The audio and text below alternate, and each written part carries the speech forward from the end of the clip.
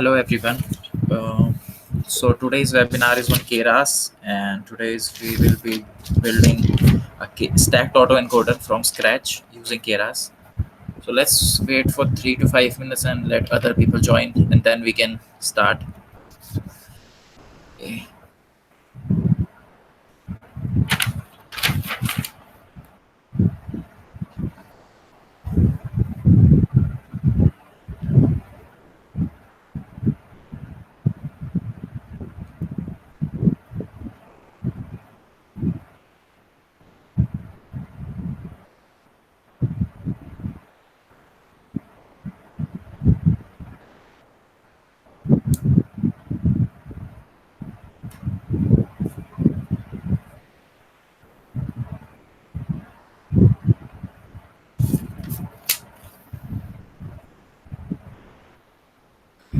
Okay. Let's see if people are joining.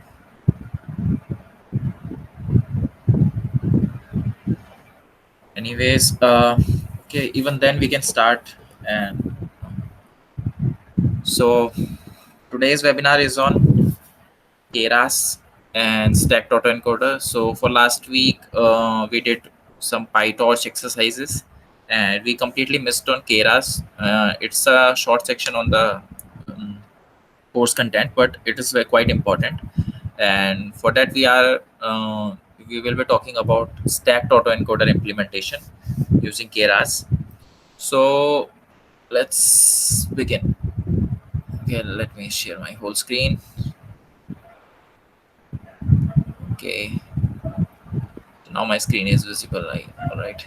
Okay, so let's first talk about autoencoders. So stacked autoencoder is a neural network consisting of multiple layers of sparse autoencoders in which the outputs of each layer is wired to the inputs of the successive layers. So basically, you have an input, and instead of computing a prediction about that, the output is same as that of input, and then you compare how much the input and outputs are similar, so that to see how much of the data you have reconstructed. So for example, here in this image, the x1, x2 till x6 and plus 1 bias are all my input data. I pass it to the stacked autoencoder. I find these features h1 to h4, and then I reconstruct my original data from my features that I extracted using stacked autoencoders. So you see, its application can be image compression. For example, when there is an image that you need to transfer from one place to another, and you use a medium, say WhatsApp or Gmail, but the image size is quite large, so it's not possible to share the whole image directly. So we can compress the image. We can extract out the important features from it, and then those important features can then be passed on to through the medium like WhatsApp or Facebook. And on the other side, uh, it can be reconstructed using the decoding part of stacked autoencoder, right? So today we will be building one such autoencoder on MNIST dataset. We will be building MNIST. We will be reconstructing the images of MNIST. MNIST dataset is a sparse dataset, and it contains MNIST dataset is a sparse dataset. It contains the digits from 0 to 9, and let's see. Let's start building it, and then we can talk about it. Okay, so that's our Jupyter notebook. Let's start from importing the important modules from Keras. So we will be importing from sequential, which is, as you know from the module, it's for it works like it works as a combination of layers. You import sequential, and then you can add variety of different layers on it, like standard neural networks, fully connected layer, new pool layers, such kind of things, right? So we need it. So we need sequential to fill our layers. Okay, and now let's import MNIST dataset. Keras dot. Yeah, so it's not like that. It's on data sets, I guess. Keras data sets. Nest. So Keras has many standard data sets, and MNIST is one of them. So we will not be downloading MNIST separately. We'll just be using the dataset provided by Keras. And now let's import some other modules.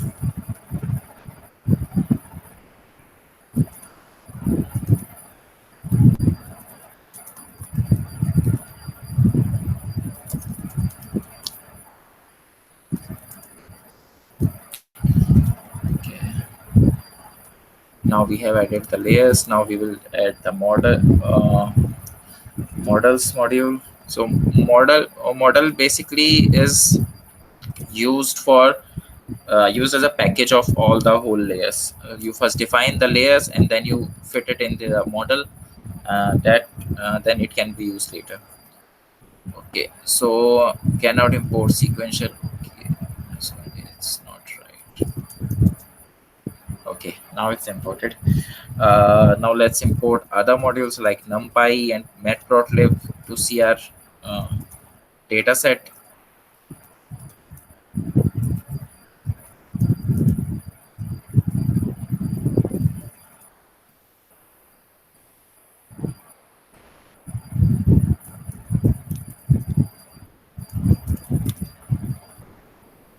Okay, now this command.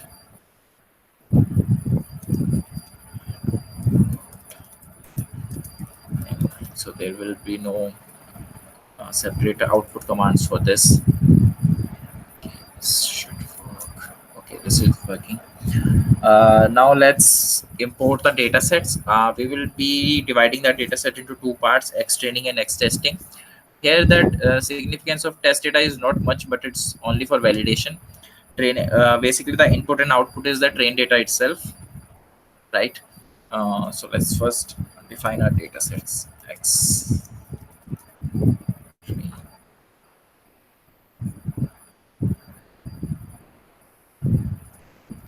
test,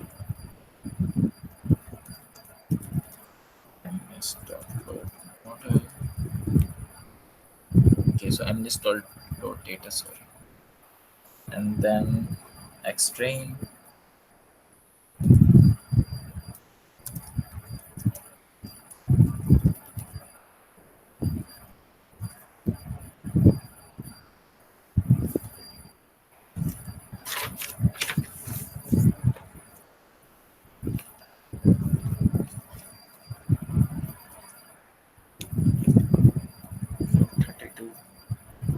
Divided by 255 because it's on pixel part. X test, same as above. Just write train test instead of train.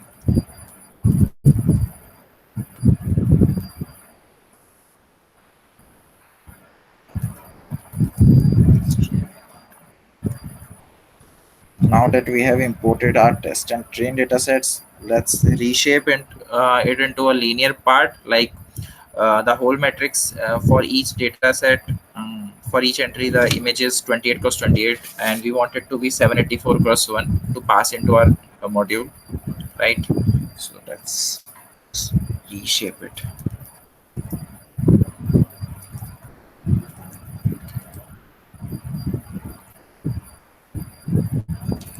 Now we would use np.product.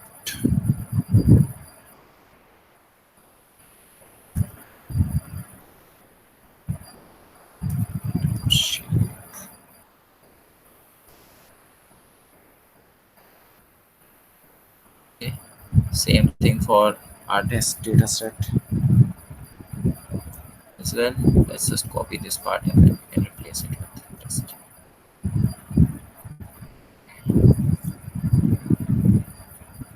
So you see, we are converting the shape of the data to the suitable input for our network.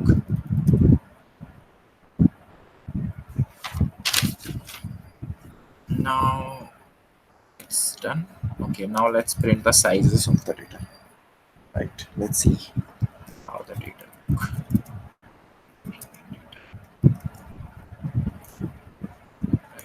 Okay, extreme dot shape. Let's see all the shapes and then print.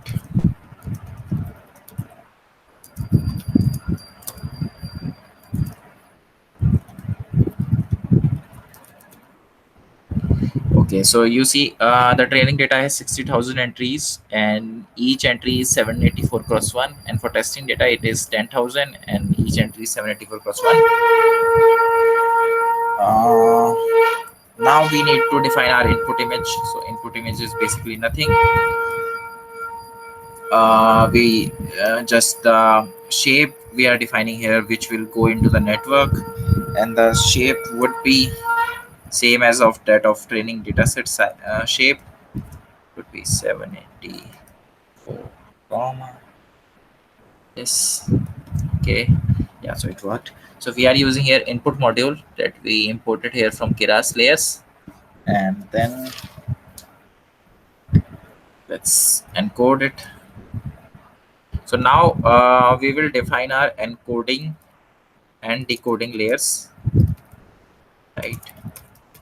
And then we will pack them up and put them into the module part. Tens. So this is something that you might have seen in the module. This is how we uh, define the layers in Keras. So here I am saying it that I'm telling it that create a dense layer having the output size as 256, and activation I can define as ReLU, so that there is no vanishing gradient problem in back propagation. And then use input image.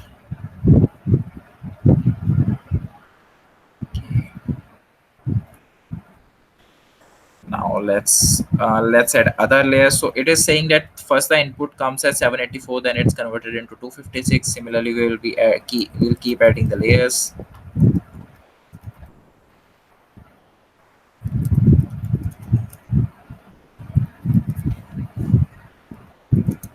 Okay, the same way it is there, but the input will change. Input is now not the input image, but the encoded layer of the first input layer.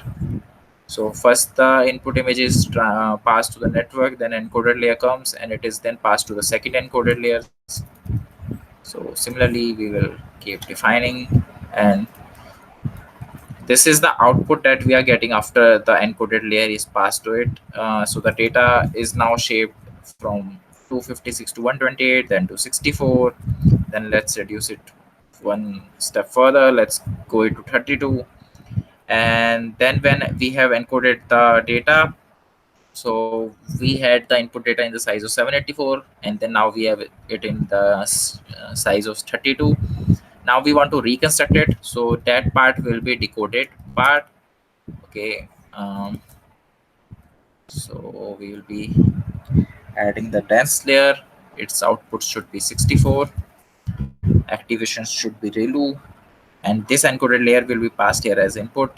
And after that, this decoded layer will be passed in subsequent layers. So there it will be decoded. So 64 becomes 128. This becomes 256. Now we need to get back our 784 data, but here we will be using the sigmoid function instead of ReLU because it is the probability that we need here. So when the input image comes, it can either be 0 pixel or 1 pixel. Data is sparse, so it needs it in the form of probability, right? Now let's define our autoencoder now. So autoencoder has both the encoding and decoding part. We will be defining two models here: the encoding model and the decoding and the autoencoder model as a whole. We will see the output of encoding model as the features and decoding model rather different. Okay. Now let's pass the input image as such, and then let's define Autoencoder.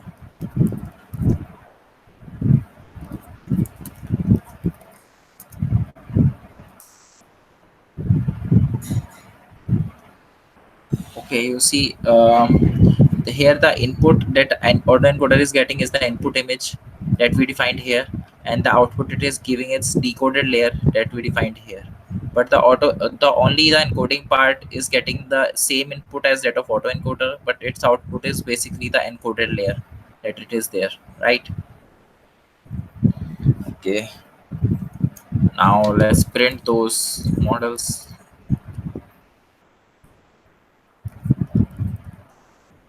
Summary encoder. Let's print the summary of encoder as well. Okay, now we see the autoencoder part has these many layers. The first layer contains the input as 784, the second as 256. So output is to 784, then 256, then 128, 64, and it is 32. Okay, then it is giving me, okay, it's 32, then 64. So it should work like this. Yeah, now it's good. 64, and then from 32 we create the data back, right?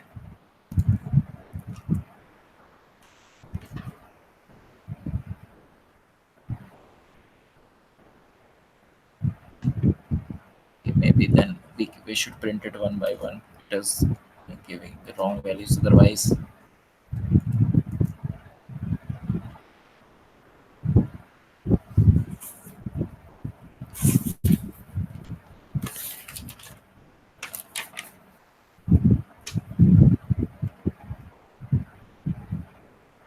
Okay, now we can just print all the other values as well and then see. So its output is 256, and then from 256 it goes all the way to 784. Let's print it. Autoencoder summary. Okay, so summary is not printing in the way it should have been, but encoder part is quite okay. Okay. Autoencoder part, if we see the encoder part, it is giving 784 to 56 all the way to 32. It is also going from 784 all the way to 784. It is not printing the all the layers in between. Now let's compile our model. The autoencoder one. File. Let's see. Set the optimizer as Adam, which is quite fast as compared to others. Let's set the loss as binary cross entropy.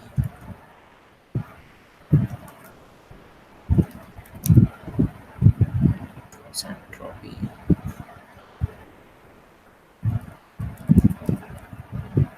And then matrix as accuracy. Okay, so it should work. It is working. Now let's fit it. Okay, so input is xtrain, output is also xtrain because we are reconstructing the input. And let's set the epochs, the number of iteration we take as 50. Batch size is 256, and shuffle the data. Now we just need to set the validation data set. So validation data is nothing but the testing data set here we are using. Okay, now let's run it. Okay, so autoencoder, it should be autoencoder. Okay, now it is running. So here we can see the accuracy. So it will run till 50 times. Meanwhile, we can do the same thing for encoder as well.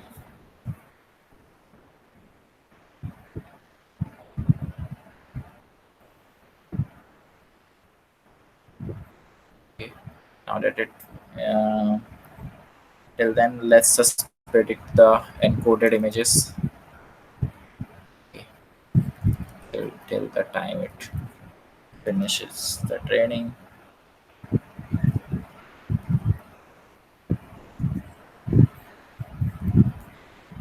Set it at encoded images.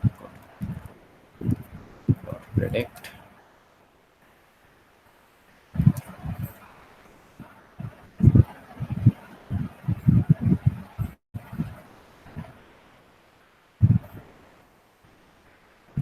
Let's predict for X test. Do the same thing for autoencoder as well.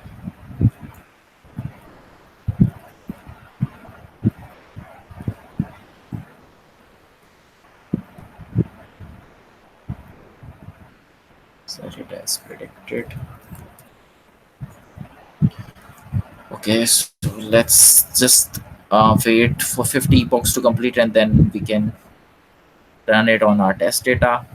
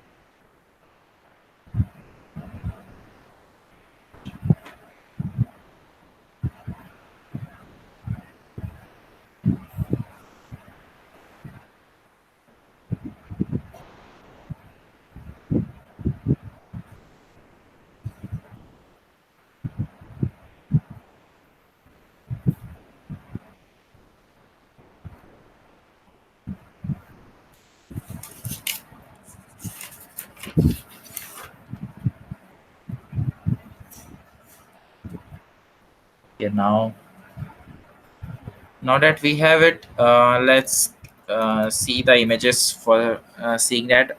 This I'll recommend you for the PyTorch data as well. So when you create the data, you see the images, you classify them, and then you check it whether your classification model is showing the right name for the right images. Now let's see. Okay, so we will be using now matplotlib to show the original and we can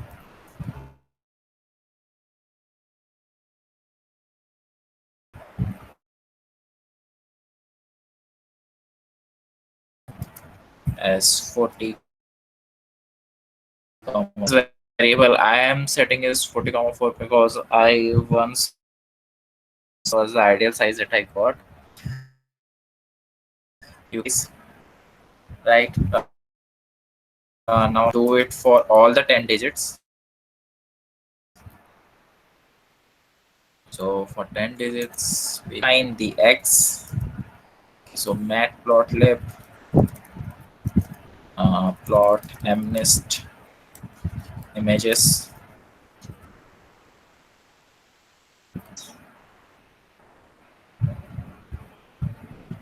It's taking some time to load.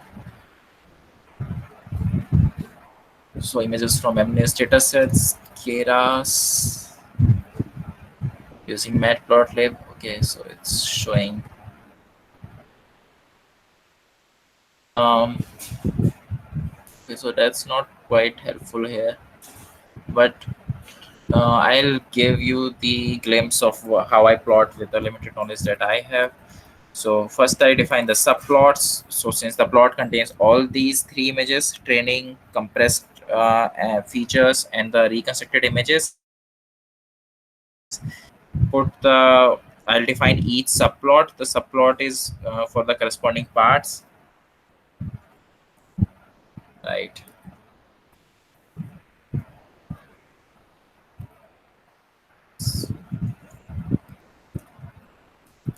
Sure. Okay, so let's first make some.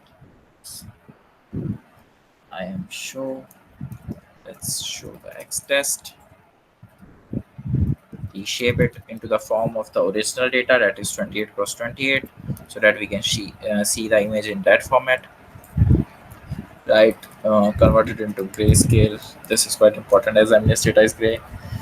Now set the now we do not want to see the axis, so for that we can just use, so this is my standard template that I use anytime whenever I use code in matplotlib.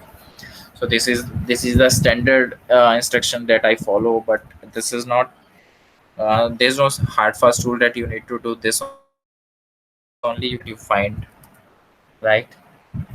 Okay, get access. Now I want to set it as false. Get y-axis.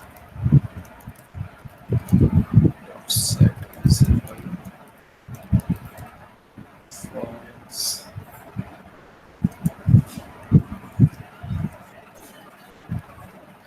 Now let's display the encoded image. Okay, so let's see. Maybe the encoded image is fine. So now we do the same thing that we did here. Now instead of I+1, we make it I+2, right? So this is second subplot. So for this, all goes like this. Instead of X test images, right? And same happens. Then I plus, instead of I+1, now we add the width. This is the width 20. So for the next plot subplot, it is added. Then after encoded, now reconstructed images. Now we do the same thing here also.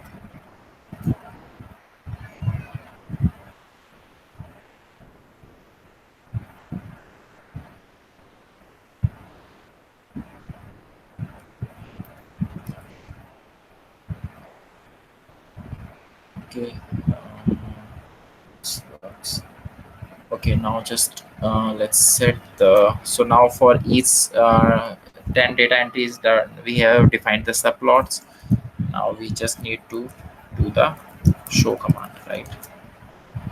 Yes, I did something implementation part, then it cannot array of 3 says 32 into 32. Okay, so this was encoded, but this here is not encoded. This here is the data. Okay, so this should be my predicted images, right? Not the encoded images. Okay, now it should. It's okay. Now it's getting my output in error in this part. Encoded images into 32 plus 32. Oh yeah. So this is 32. So I can set it to some other side. Let's say 8 comma 4 because the size is 32, right? Let's see. Okay. Let's, you see that these are the images that you see. These are the images of the MNIST. These are the reconstructed. These are the features that we extracted. That means the encoded image part, you cannot derive anything from it. But using only these encoded part, we have reconstructed the images back, and the loss is quite less. As you can see that these images resemble each other quite good, right? Okay, let's increase some size basically. So 40 or 40. Okay.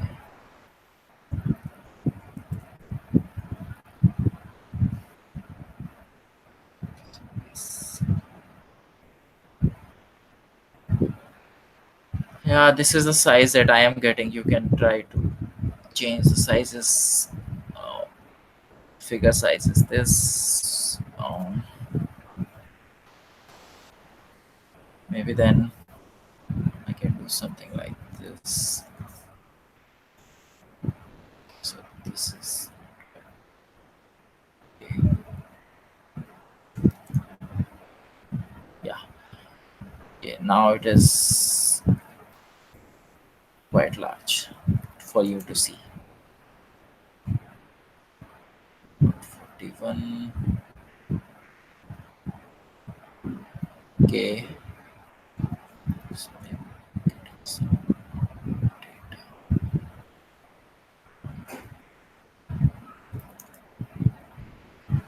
Okay, so this is 310. After that, I plus 1 to 20. Then I plus 1 plus 2 into 20. This is also right. 320, 20. This is 8 comma 4. This is I plus this. So the width I'm getting is should be 10.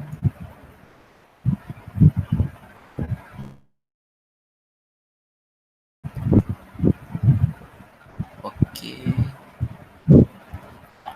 Okay, so this was just the index.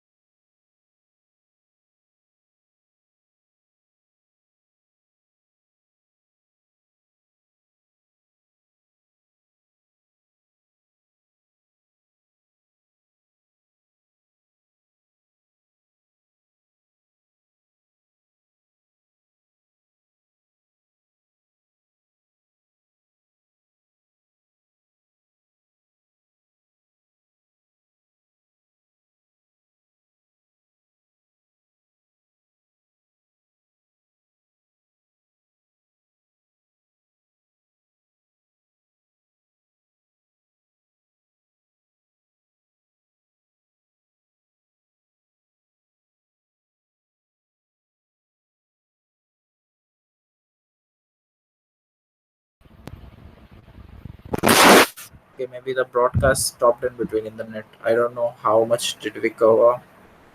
Okay, so I'll anyway share the screen, the IPNB file with you guys.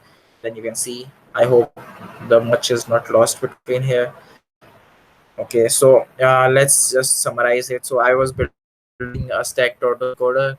I imported the modules from Keras. I imported the modules from NumPy and Pandas. Then I extracted the data set from MNIST.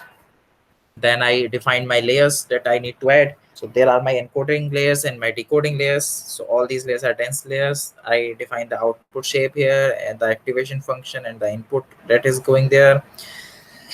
I define the functions for both of them, and then I print the models. Then I compile autoencoder, right, using Adam optimizer, binary cross entropy loss, and accuracy metrics.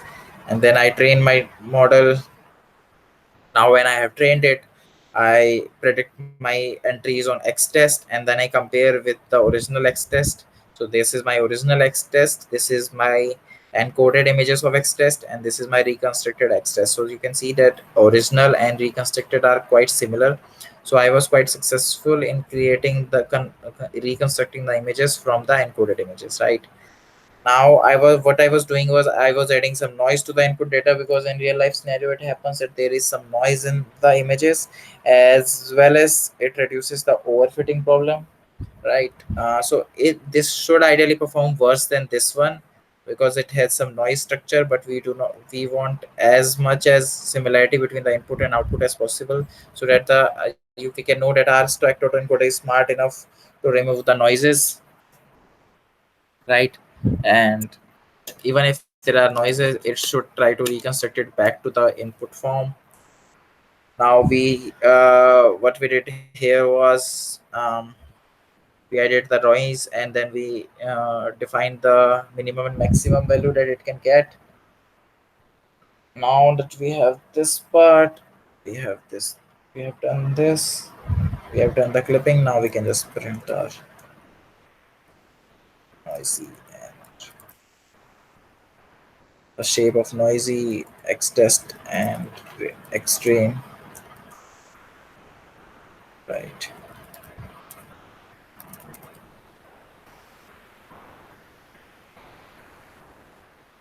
Okay, the shape is same as earlier. Now it has noise. Now we define the model the same way as above. Okay, let's define it. So since you might have missed this part of the video lecture because there was some network error and I got signed out of my Gmail, so maybe that's why. But I'll do it again. So I'm defining my input size as 784. So my first layer, that is input layer, contains the data in the form of 784 cross 1. And then I define my encoding layer. Coding layer is dense, and it converts the 784 to the output 256. Activation should be prelude,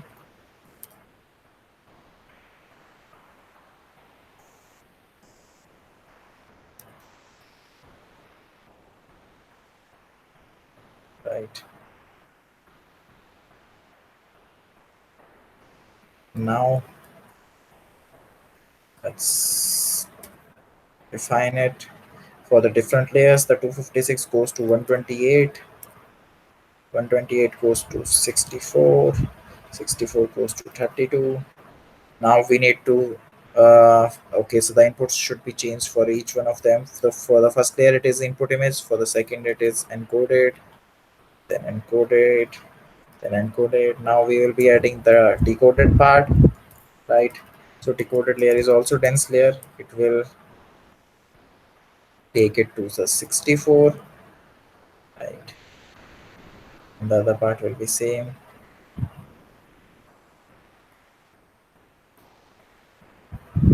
Okay.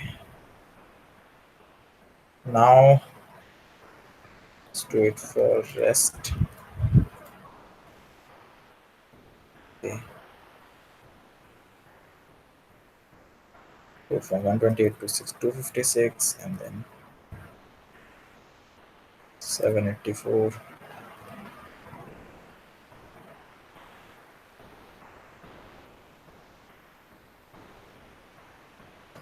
Okay, okay. As earlier, the last part should be sigmoid because we are working here with probabilities in the end, right?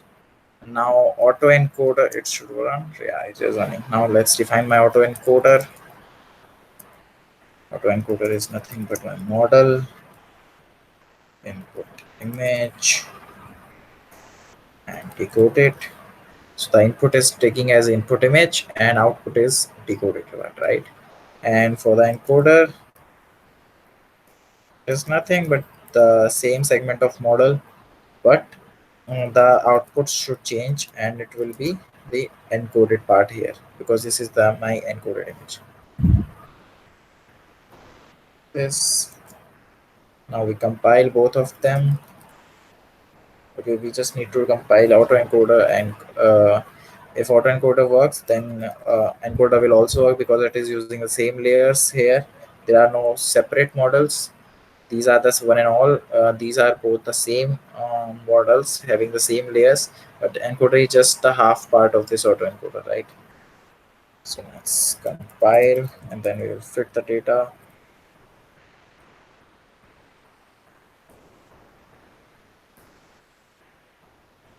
Uh,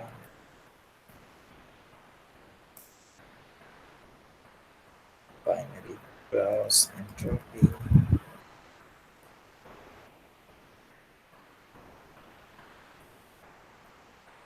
and then see the metrics. Okay.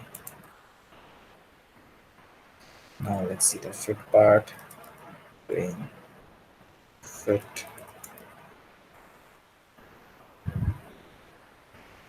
Okay, it is different. So at this time I'm gonna use the noisy part here. Okay.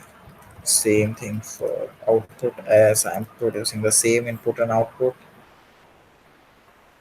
X-train, X noisy, and right. Now epochs, I will put 100 as this much. This will be required for this noisy data set. Data set is not quite large, so it won't take much time. I'm not even using the GPU. Let's shuffle it. Okay.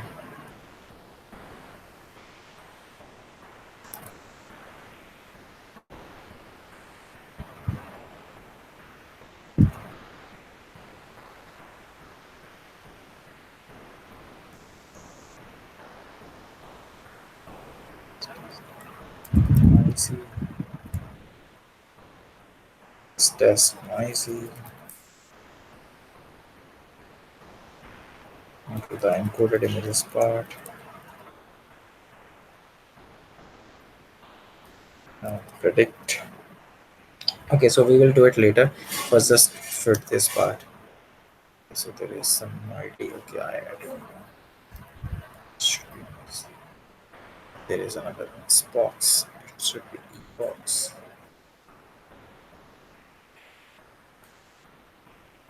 Till then, we will do the same as earlier. We will define encoded images as the prediction of encoder part.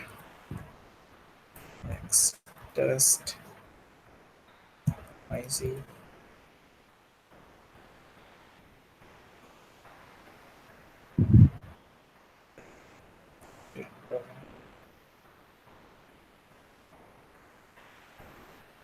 2 encoder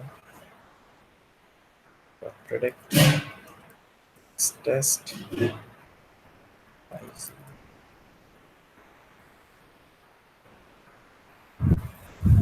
So okay, so now I am also doing the predictions, and then we will just plot the data as earlier.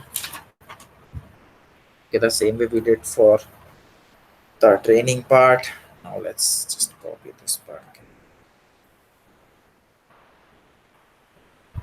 Do it later. Do it once the training is done.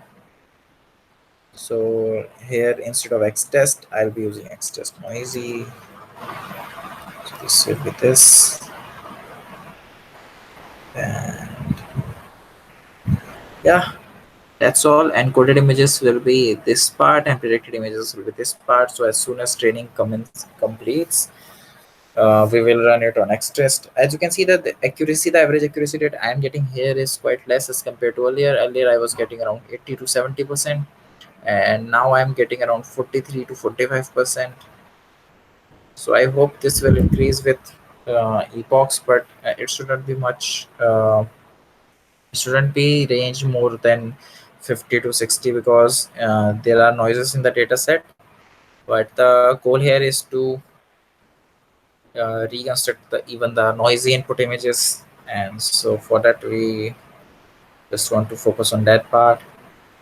So you see, Keras is quite important, and the main function that Keras provides is you can add the layers of the network quite easily, right? This is the way I'm adding the my layer with activation function here, number of output units. I just need to define output units and the activation function, and it works, right? So Keras is quite handy when it comes to building the quick neural networks, and you do not need much of installation like you do in Torch. And it runs the Torch is basically for the GPU part, so this won't work here.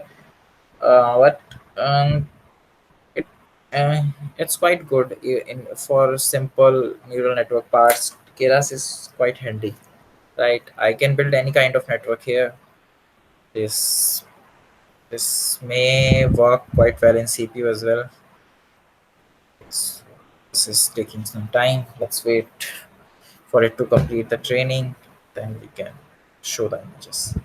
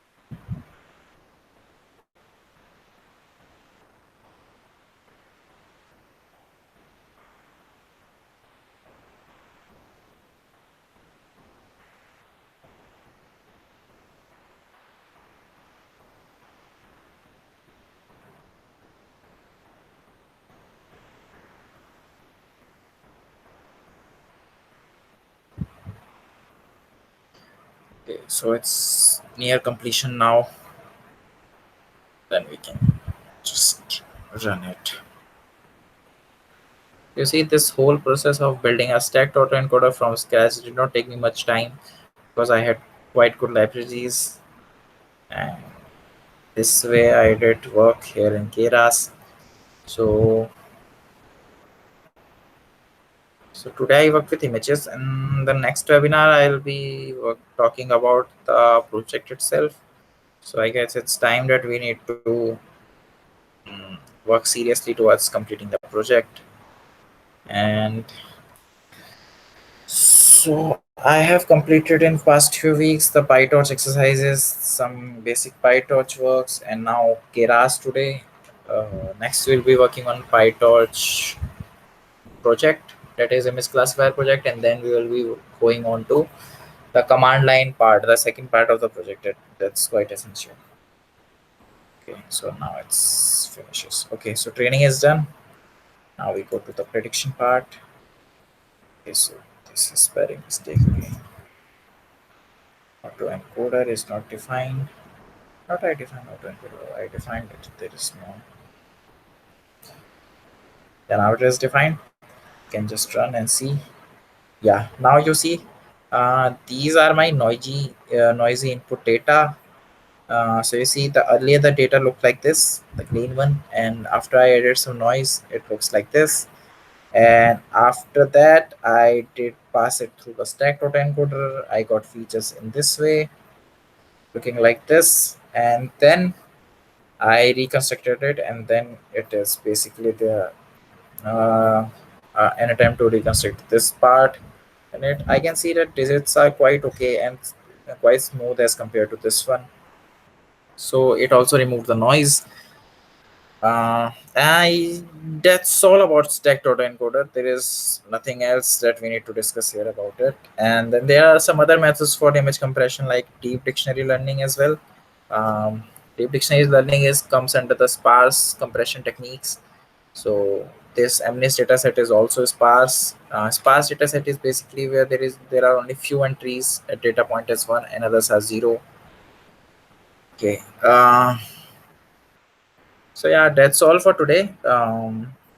We created an stacked autoencoder. We reconstructed the images. We all did this everything using Keras, and then we added some noise in the data and then reconstructed it again. I'll share the IPNB file with you guys, and then you can try to work it, work with it, and then see how it works. Right. Next webinar we'll be doing on project. Right. Next webinar we will be discussing about project, and after that we'll be using talking about the command line part. That is the second part of the project. I guess that will cover the project, the all the webinars that we needed to do for the project, and then we can finally complete the second project as well.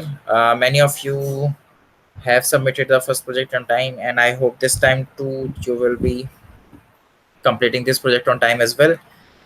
Okay. Till then, you can connect me with me on one-to-one calls, the weekly ones, and using the AMA session that you can also ask your questions. Okay. Okay. So I put this webinar on Sunday, hoping that many people would attend. So this was clearly not the case. So I'll. Okay. So next week maybe we'll do it on Saturday then. Okay. Till then, have a good day. Uh, all the best for your project.